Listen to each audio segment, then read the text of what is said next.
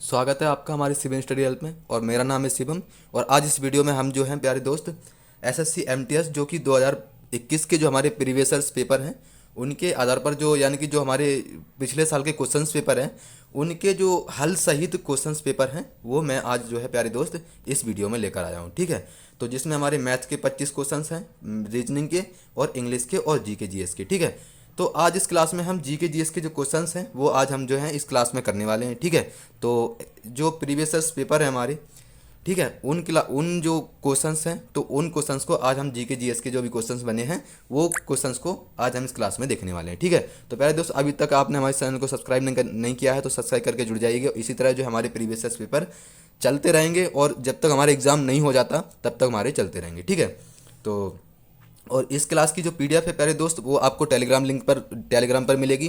तो जो इस वीडियो के डिस्क्रिप्शन में आपको जो है टेलीग्राम का लिंक मिल जाएगा, तो वहाँ से जो है आप हमारे टेलीग्राम को ज्वाइन कर लीजिएगा। तो चलते हैं पहले प्रश्न की ओर, यानी कि जो हमारी जीके जीएस के सबसे पहले करेंगे। तो जीके जीएस में पहला प्रश्न क्या है वो देखते हैं। ठीक है, चलिए इस प्रश्न का जवाब दीजिएगा।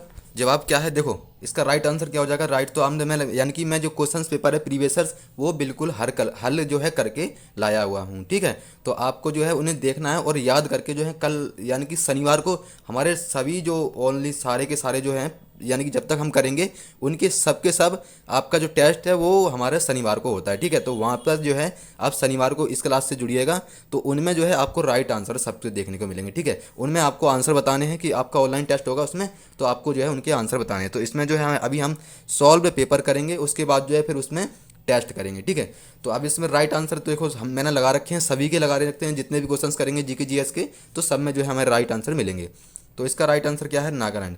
तो हॉर्नबिल फेस्टिवल जिसे त्यौहार का त्यौहार भी कहा जाता है तो किस राज्य में मनाया जाता है, वो हमारा मनाया जाता है नागालैंड में। ठीक है, तो इसका राइट आंसर क्या है, B is the right answer, यानी कि नागालैंड में हॉर्नबिल फेस्टिवल जो है वो त्योहारों का त्यौहार भी कहा जाता है जिसे नागालैंड में मनाया जाता है। नेक्स्ट, निम्नलिखित में से नृत्य का शास्त्रीय रूप कौन सा है। जो नृत्य का शास्त्रीय रूप है ये हमारा क्वेश्चन जो है वो एसएससी यानी कि जो ग्रेड डी है उसमें 2006 में पूछा गया, यानी कि सारे क्वेश्चन जो हैं प्रीवियसर हैं। ठीक है, इसमें पूछा गया है कुछ निम्नलिखित में से नृत्य का शास्त्रीय रूप कौन सा है। तो शास्त्रीय रूप कौन सा है, मणिपुरी, जो कि हमारा कहाँ का है, मणिपुर का। ठीक है, ये शास्त्रीय नृत्य कहाँ का है, मणिपुर का। इसके अलावा और भी हैं, ये भांगड़ा हमारा कहाँ का है, पंजाब का है। और इसी तरह आपको सारे 8 जो हमारे शास्त्रीय नृत्य हैं, भरतनाट्यम जो सबसे नया कौन सा है हमारा, वो है सत्रिया जो कि असम का है। ठीक है, इसके अलावा जो हमारा सबसे पुराना है वो है हमारा भरतनाट्यम जो कि कहाँ का है, वो है हमारा तमिलनाडु का। ठीक है, नेक्स्ट, इसका आंसर बताइएगा क्या होगा। हरिप्रसाद चौरसिया, ये चौरसिया है, चौरसिया लिखा है जो कि चौरसिया। ठीक है, किस वादन के लिए विख्यात है यानी कि जाने जाते हैं, तो वो किससे जाते हैं, वो बांसुरी से। ठीक है, इसका राइट ऑप्शन क्या है, यानी कि जो हरिप्रसाद चौरसिया हैं वो किस वाद्यंत्र से जाने जाते थे, तो वो बांसुरी से जाने जाते थे। ठीक है, इसका राइट आंसर एकदम बांसुरी हो जाएगा।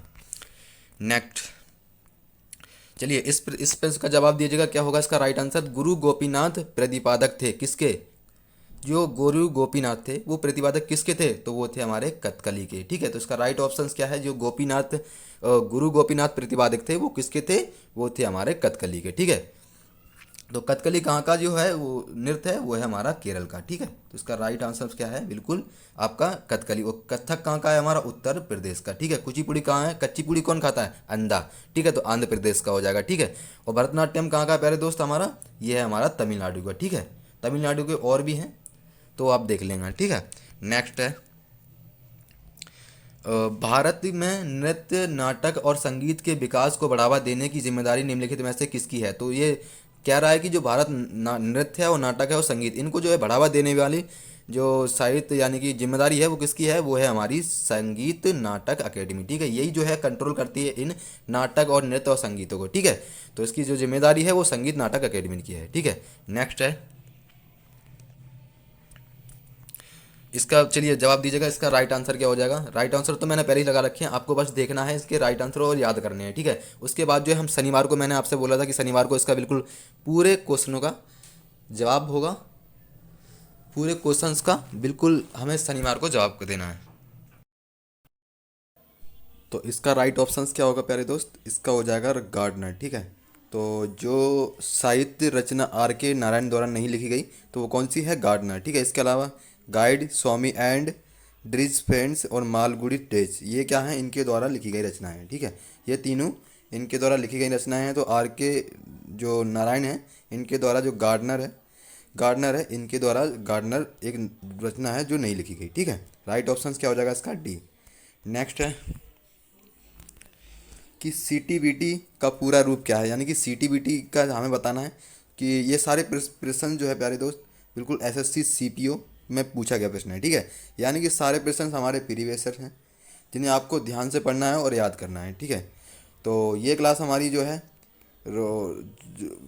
एसएससी यानी कि प्रीवियसर के तौर पे होने वाली है। तो आपको इन प्रश्नों को आराम से देखना है और इनसे रिलेटेड जो भी क्वेश्चंस बनते हैं उन प्रश्नों को देखना है। ठीक है, तो इसका यानी कि सीटीबीटी यानी कि इन क्वेश्चनों में आपको बिल्कुल राइट ऑप्शंस मिलेंगे सभी के, क्योंकि मैं जो है इनको हल करके लाया हूँ। ठीक है, तो इसका सीटीबीटी का पूरा नाम क्या है, कॉम्प्रहेंसिव एंड टेस्ट वेमएम ट्रीटी। ठीक है, तो राइट ऑप्शंस क्या हो जाएगा, C is the right options. Next है नगुल ट्रम किस देश की मुद्रा है, जो नगुल ट्रम है वो किस देश की मुद्रा है प्यारे दोस्त, वो है हमारी भूटान की। ठीक है, इसके अलावा आपको लाओस की याद रखनी है, बांग्लादेश की याद रखनी है, नेपाल की याद रखनी है कि इनकी क्या क्या यानी कि इनके देशों में कौन कौन सी मुद्रा लागू है यानी कि चलती है।